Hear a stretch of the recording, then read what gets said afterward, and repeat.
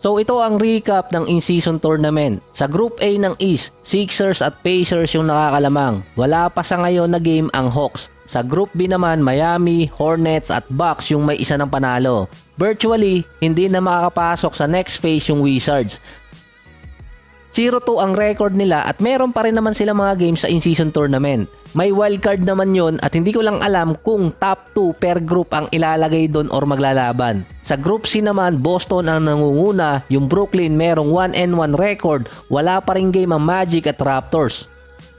Kung sino ang top 1 kada bracket, siya ang papasok next phase at merong pang wildcard yun. Lahat din ng games sa in-season tournament kasama sa number of games sa regular season.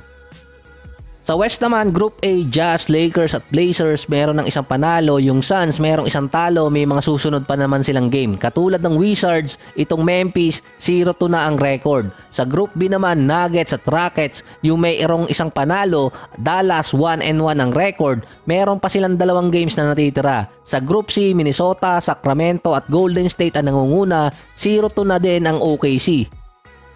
Sa game naman ng Suns at Lakers, si LeBron nagkaroon ng injury sa first quarter pero nakabalik din naman agad. Nanalo doon ng Lakers, si LeBron meron 32 points, mamaw pa rin. Nakalaro din si Anthony Davis na merong 18 points. Wala naman sa kabila si Devin Booker. Si Austin Reeves naman nilagay na sa second unit. Umiskor siya ng 15 points at 7 assists. Ito ulit ang una ni Austin Reeves na nilagay siya off the bench after ng 36 games. Ito yung March 19, 2023. Yun din ang start ni Reeves na nilagay naman siya sa starting unit hanggang playoffs.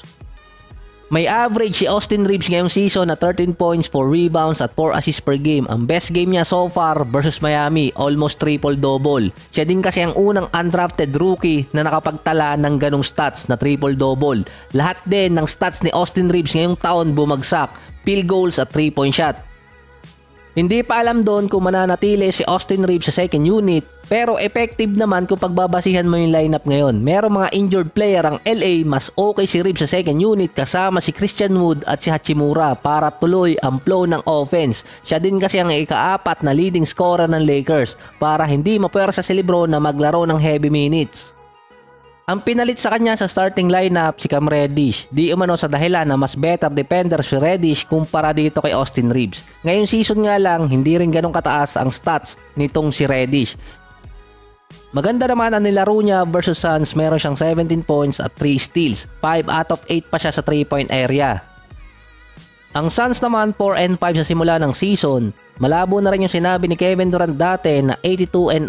Si KD din yung matatag sa Suns ngayon. Sa buong karir din ni KD, kung ibabase mo sa stats, ito pa lang ang ikatlong taon ni KD na marami siyang attempts.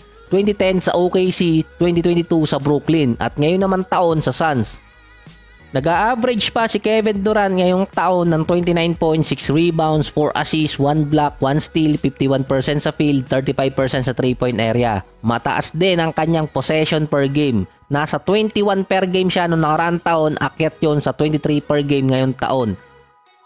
Hindi lang naman si Booker ang nawala sa ngayon pansamantala sa Suns. Andyan din si Josh Okogie na panglagay nila sa starting unit na meron ding 8 points, 3 rebounds per game. Wala din si Bayaw, Damian Lee dahil merong injury. Nawala din sa Suns yung 8 points at 44% sa 3-point area.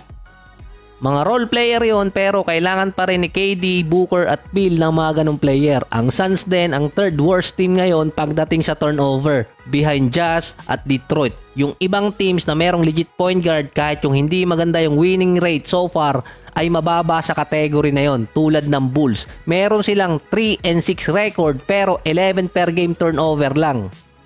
Ang Suns pa, bukod sa 2 games pa lang ang nalalaro nito si Devin Booker. At kung ibabase mo sa assist to turnover ratio, ang best playmaker nila, si Jusuf Nurkic. 10 points, 9 rebounds, 5 assists per game at 2 turnovers sa loob yun ng 9 games. Kapag naman si KD, nasa 4 assists at 4 na turnovers. So yan muna ang update ngayon at hindi ko alam kung paano tatapusin ang episode na to kaya ganito na lang, bigla na lang mawawala.